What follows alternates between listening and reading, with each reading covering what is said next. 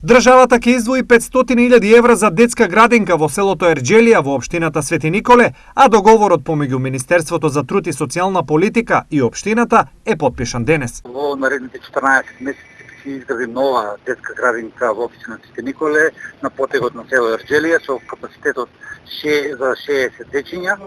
Ова прва ваква инвестиција во Свети Николе, посебно во едно рурално село Ерџелија, каде што верувам дека ги обслужува и селата Мустапино и Кадрипакова.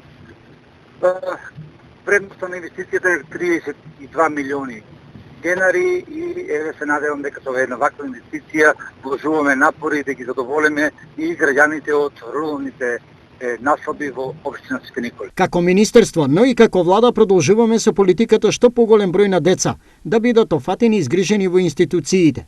Предучилишното образование е првиот чекор со кој децата влегуваат во образовниот процес и каде се стекнуваат првите навики за оформување на компетентни кадри. Изјави министерката Јагода Шахпаски.